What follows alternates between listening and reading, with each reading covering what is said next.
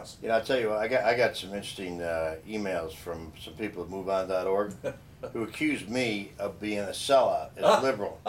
I was a liberal before most of those guys were gleams in their daddy's eyes, number one. And they won't say it to me in my face because they don't have any guts to do that. But, you know, it's like mostly about polarizers. Polarizers are, it's like we say in the book, it's like the Emerald City in the Wizard of Oz, right?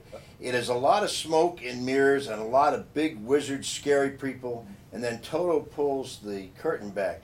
Well, not that I would want to be equated with Toto, but we're pulling the curtain back on these people. And I'll tell you, though, more than anything else, this is a movement that's starting at the grassroots of the American people. Look what happened the other day with these church people got together. Yeah, right? What happened? You had the evangelicals, the more conservative Christians, sitting down with the liberal progressives, trying to find some common ground on the most contentious social issues of our time.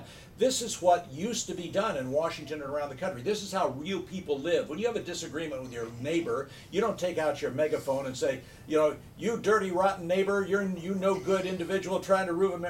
You try to go and have a little meeting with them. Your kids go to school together. Some of them go to church together. You've got to live together in the same neighborhood. People aren't used to this kind of behavior in their personal lives. You know, one of my favorite chapters in this book that I personally like writing the most was the myth about red states and blue states. Now, I've done over 180 campaigns, and when somebody came up with this red state, blue state ridiculous notion, it's actually gotten into high school political science classes. That's how bad it is.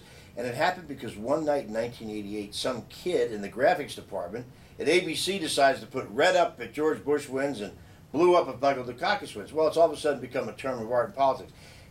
Yes, there are states that vote heavily Republican and vote heavily Democrat, but most of them are purple states. They vote both ways. And the other